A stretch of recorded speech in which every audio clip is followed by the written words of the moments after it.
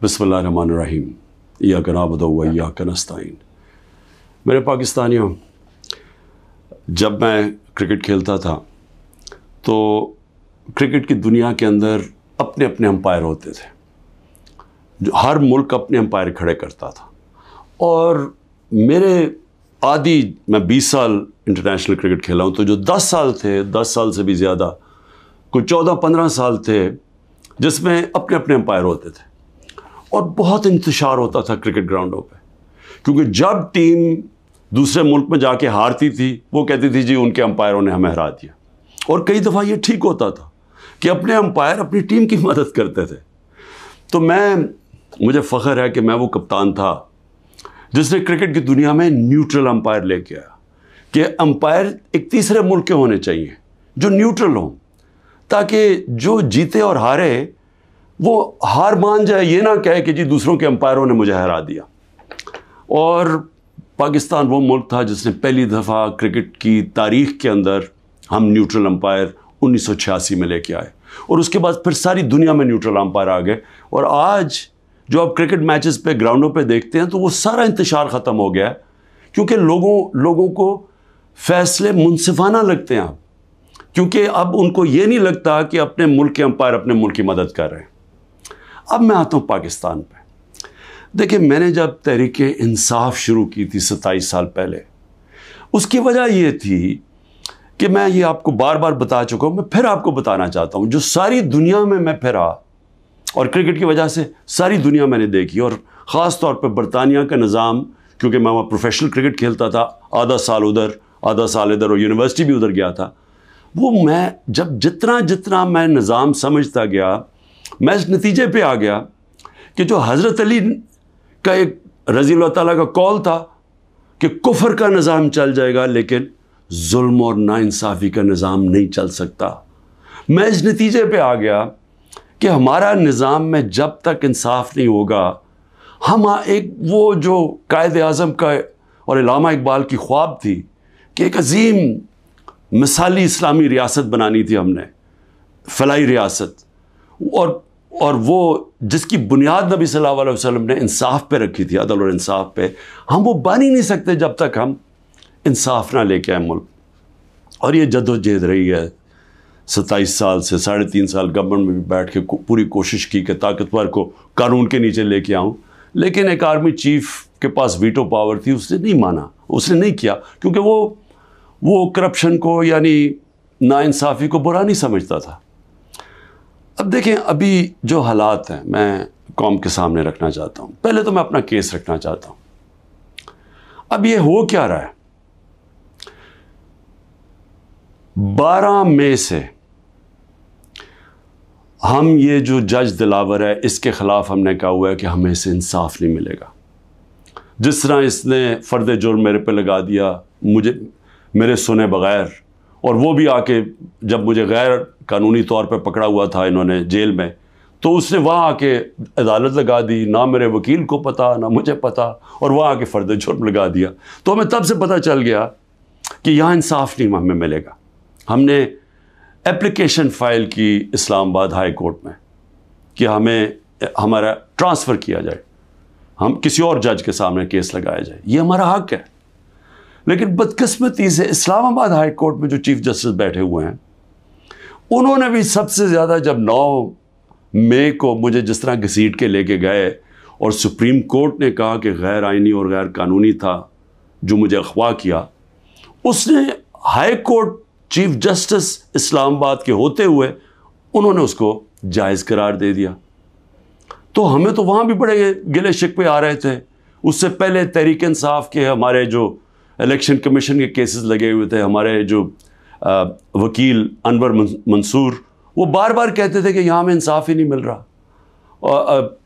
जो foreign funding का case था, हम सुप्रीम कोर्ट ने कहा हुआ है कि सबके इकट्ठे सुने जाएं, सारे जो बाकी जमातें हैं, पीपल्स पार्टी, नून लीग, पीटीआई, इकट्ठे सुने जाएं कि फंडिंग किधर से आती है, उनके केस सुने ना जाएं। ये आमिर फारूक के पास लगे हुए थे, हमें बड़ा एतराज़ था। फिर आज़म स्वाति, उन्होंने तो बाकायदा लेटर देखा कि मुझे यहाँ इंसाफ नहीं मिलेगा। और फिर जब वो हुआ, फिर उससे पहले टेरियन केस, جو 3 ممبر بینچ نے، جب 2 ممبرز نے کہہ دیا کہ وہ کیس مینٹینیبل نہیں ہے، جسٹس صاحب نے وہ کیس لے کے بیٹھ گئے. تو ہم نے پھر دونوں کی طرف، ہم نے دونوں ججز کا کہا کہ یہ ہمیں ان امپائرز پہ اعتماد نہیں ہے، یہ ہمارا رائٹ ہے. ہم نے ریکوزل کا کہا. اب آج کیا ہوتا ہے؟ آج جو سپریم کورٹ میں ہم پہلے جب یہاں سے نہیں انصاف ملا، پھر ہم اسلام آباد ہائی کورٹ گئے، وہاں انصاف نہیں ملنا تھا، ہم سپریم کورٹ چلے گئے. سپریم کورٹ نے کہا کہ جو ہماری پٹیشنز لگی ہوئی ہیں ہائی کورٹ میں، وہ سب اکٹھی سنی جائیں. اب آج اکٹھی سنی نہیں گئی پٹیشنز. جو ہماری پٹیشن تھی ٹرانسفر کی، ہماری ریکوزل کی، ہم نے کہا کہ جسٹس عامر کو ہماری نہیں سننی چاہیے ہماری پٹیشنز، وہ بھی ڈسمس ہو گئی، وہ اگنور ہو گئی. جو ہم نے گواہ کا کہا ہوا تھا کہ ہمیں گواہ کا تو موقع دیں کہ ہم فیئر ٹرائل، اور اب تو میں خیر وکیل ہی بن گیا ہوں کہ آرٹیکل کا آئین کا 10A کہتا ہے فیئر ٹرائل کے اندر ہمیں موقع ملنا چاہیے کہ ہم اپنے گواہ پیش کریں. اور وہ گواہ ڈال دیے آگے، اور کل انہوں نے کہہ دیا کہ ہمایوں دلاور ہماری فائنل آرگیومنٹ سن سکے. اب ہماری فائنل آرگیومنٹ وکیل کیسے کرے جب ہمارے گواہی نہیں پیش ہوا ہے؟ یہ فیئر ٹرائل کیسے ہوتا ہے؟ آج انہوں نے یہ فیصلہ کر دیا. تو نہ وہ ٹرانسفر کیا ہمایوں، نہ اس کا سنا ہمایوں کا دلاور کا کہ ہمیں ٹرانسفر چاہیے وہاں سے، نہ انہوں نے سپریم کورٹ جس نے کہا کہ سب اکٹھی پٹیشن سنی جائے، نہ انہوں نے وہ سنا. 7 پٹیشنز تھیں، ان میں سے انہوں نے صرف جو باقی آگے کر دی یا ڈسمس کر دی، اور جو اصل ہم ٹرانسفر چاہتے تھے وہ کی نہیں. اور یہ بھی نہیں اسے باؤنڈ کیا کل دلاور کو، کہ جج دلاور کو، کہ وہ تب تک فیصلہ نہیں کر سکتے، آرگیومنٹس پوری نہیں سن سکتے جب تک ہمارے گواہ پیش نہ ہوں. اب وہ کل کے اوپر پھر ڈال دیے. اب میں صرف یہ کہنا چاہتا ہوں کہ دیکھیں، فیصلہ جو بھی آ جائے گا ڈسکوالیفائی کر دیں گے. کیا میں مطمئن ہوں گا؟ کیا یہ قوم مان جائے گی اس فیصلے کو؟ سب کو پتہ ہے کہ یہ 200 تقریباً کیسز ہیں. مقصد صرف ایک ہے، کسی طرح عمران خان کو راستے سے ہٹایا جائے، کسی طرح تحریک انصاف کو ختم کیا جائے.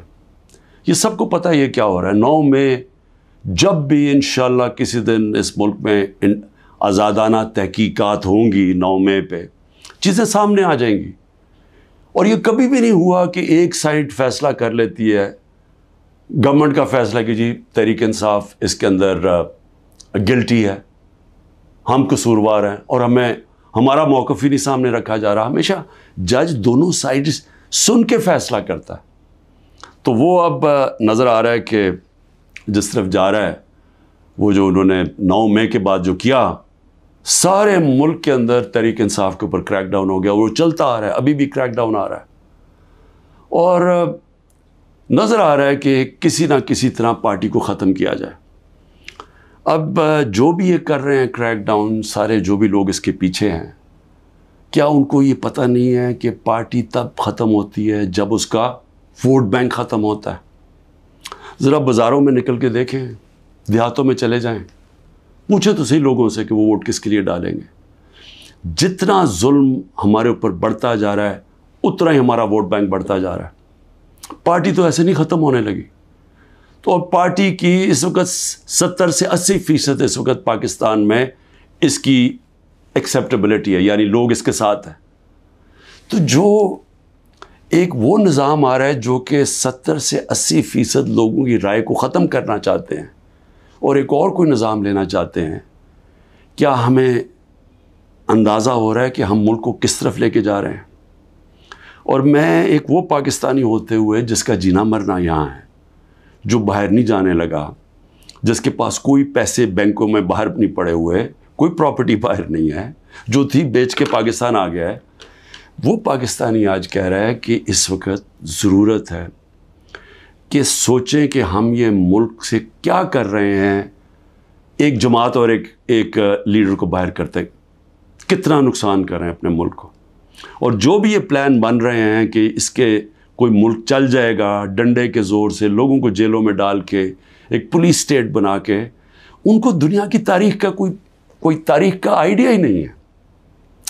آپ یہ دیکھیں، میں یہ اپنی قوم کو صرف آپ کو ایک قسم کا تاریخ کا لیسن بھی دینا چاہتا ہوں، ہر اپنے نوجوانوں کو خاص طور پہ. میں یہ پہلے بھی کہہ چکا ہوں، 1945 میں دوسری جنگ عظیم کے بعد یورپ آدھا ہو گیا، آدھا چلا گیا جمہوریت کی طرف، آدھا چلا گیا یہ پولیس اسٹیٹ بن گیا ڈکٹیٹرشپ کی طرف. آدھے میں انہوں نے ان کو بند کر کے کنٹرول کیا لوگوں کو، ان کی آزادی رائے ختم کی، حقیقی جمہوریت ختم کر دی، حقیقی آزادی ختم کر دی. آدھی آزاد ہو گیا. ساری دنیا کے سامنے 50 سال کے بعد نتیجہ آ گیا. جو آزاد تھے وہ خوشحال ہو گئے. وہ آج بھی وہ جو جن ملکوں کے اندر جو وہی یورپین تھے جدھر آزادی نہیں تھی، آج بھی وہ پیچھے ہیں ابھی تک. حالانکہ وہ وہاں جمہوریت بھی آ گئی کئی ملکوں میں، لیکن ابھی بھی وہ پیچھے ہیں. ایسٹ جرمنی، ویسٹ جرمنی ایک وہی جرمن لوگ تھے. جدھر ڈکٹیٹرشپ آ گئی، یعنی ان کو اسی طرح کی جو ہمیں جس طرف لے کے جا رہے ہیں، وہاں غربت آ گئی. مقابلہ اس کا ویسٹ جرمنی میں جو خوشحال ترین دنیا کی طاقتور ملک بن گیا معاشی طور پہ. تو یہ تو ایک تاریخ ہمارے سامنے ہے. ساؤتھ کوریا، نارتھ کوریا میں وہی ڈکٹیٹرشپ، آزادی رائے بند، آزادی ختم. آج نارتھ کوریا کو دیکھیں، اور جو حقیقی آزادی ساؤتھ کوریا میں تھی، وہ خوشحال دنیا کا خوشحال ترین ملک بن گیا. تو میں عرض یہ کرنا چاہتا ہوں کہ یہ جو ہم کرنے جا رہے ہیں، یہ ہم اپنے ملک کو تباہی کی طرف دھکیل رہے ہیں. ہم یہ جو ایک عوام کو ان کا جو سب سے بڑا حق ہوتا ہے ووٹ ڈالنے کا، آزادی رائے، ایک منتخب کرے عوام اپنی کون سی گورنمنٹ وہ چاہتے ہیں. وہ جو آزاد ملک ہوتے ہیں وہی ترقی کرتے ہیں. ہم دوسری طرف جا رہے ہیں، اور ہم ایک خوف کی فضا ایسی بنائی ہوئی ہے. یہاں جو طاقت میں ہیں وہ لوگ یہ سمجھتے ہیں کہ جتنا ظلم کریں گے لوگ ڈر جائیں گے.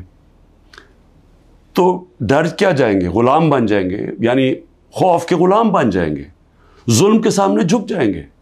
جو میں بار بار مثال دیتا ہوں، جو یزید نے کیا کوفہ کے لوگوں سے، اپنا گورنر بٹھایا، اس نے ان کو ظلم کر کے ان کو سیم کے وہ لوگ بنا دیے جو جانوروں کے اوپر یعنی جانوروں کے لیول پہ پہنچ گئے. تو آج ہم وہی کر رہے ہیں پاکستان سے. مجھے آج ابھی میں وکیلوں سے مل رہا تھا، انہوں نے مجھے خبر دی کہ جو ہمارے سینئر لوگ جیلوں میں، ایک تو وہ ہیں جو کہ ہمارے کارکن جیلوں میں برے حالات میں ہیں، لیکن وہ جوان ہیں، تکڑے ہیں. لیکن جو سینئر لوگ ہیں، انہوں نے مجھے رپورٹ دی، ڈاکٹر یاسمین کتنی دفعہ بیمار ہوئی ہیں، تقریباً 75 سال کی ہیں. محمود رشید وہ 70 سال سے اوپر ہے، ان کو ہارٹ پرابلم ہے، وہ کس مشکل سے گزر رہے ہیں، بیمار ہوئے کتنی دفعہ. اعجاز چودھری تقریباً 10 kg اپنا وزن لوز کر بیٹھے، ڈائبیٹک ہیں. عالیہ حمزہ بڑی بری طرح بیمار رہی، ابھی وکیل نے بتایا کہ اس باری ملے وہ تھوڑی ٹھیک تھی. تو میں عمر چیمہ کے حالات بتائے، وہ ویٹ لوز کر بیٹھا، اس کی بیوی عدالت میں گئی، ان کو پکڑ کے جیل میں ڈال دیا. تو یہ کیا پیغام دیا جا رہا ہے کہ یہ خوف پھیلایا جا رہا ہے کنٹرول کرنے کے لیے لوگوں کو. اور علی امین ہمارے پختونخوا کے پریزیڈنٹ، ان کے گھر میں 6 گھنٹے پولیس گھس گئی، کوئی سرچ وارنٹ نہیں تھی. سارا اس کا گھر اجاڑا، چیزیں توڑی. 80 سال کے ان کے والد تھے، ان سے بدتمیزی کی، دھکے دیے، گاڑیاں اٹھا کے لے گئے. تو یہ کیا ثابت کر رہے ہیں اس سے؟ یعنی ہم اس ملک کو کدھر دھکیل رہے ہیں؟ یہ خوف پھیلانے کے لیے اور لوگوں کو کنٹرول کرنے کے لیے ہم آج وہ چیز کر رہے ہیں کہ اپنی پولیس کو تباہ کر رہے ہیں. جب پولیس سے اس طرح کی غیر قانونی کام کرواتے ہیں ہم، تو یاد رکھیں پولیس خود بھی یہ کاموں پہ لگ جاتی ہے. آپ جب پولیس کو آرڈر دیتے ہیں کہ یہ جا کے کسی گھروں میں گھسو، گھر برباد کرو، خوف پھیلانے کے لیے، تو ہم پولیس فورس کو تباہ کر رہے ہیں. آگے ہماری پولیس کے حالات اچھے نہیں ہیں. آگے ہمیں پتہ ہے کہ ہماری پولیس، لوگ اون نہیں کرتے اپنی پولیس کو. لوگ سمجھتے ہیں پختونخوا میں ہم نے بڑی محنت کی تھی جب آئی جی درانی کو ہم لے کے گئے وہاں، اور انہوں نے پولیس کو ایک ایسی پولیس فورس بنایا کہ عوام اور پولیس ایک ہو گئی۔ آج پختونخوا کے اندر وہ نہیں ہو رہا، آج پولیس کے خلاف نفرت ہو رہی ہے کیونکہ اس سے غلط کام کروائے جا رہے ہیں، اس سے قانون توڑا جا رہا ہے۔ جن کا کام قانون کو اپ ہولڈ کرنا ہے وہ قانون توڑ رہے ہیں، اور یہ ہر جگہ ہو رہا ہے، یہ ہر جگہ جدھر تحریک انصاف ہے۔ اس کا 9 میں سے اب کوئی تعلق نہیں ہے۔ افتخار درانی کو اٹھا لیا، وہ تو میڈیا کا آدمی ہے، اس کا 9 میں سے کیا تعلق ہے؟ عمران ریاض ابھی تک غائب ہیں، 3 مہینے ہونے لگے ہیں، بچے ہیں ان کے، اس کا 9 میں سے کیا تعلق تھا؟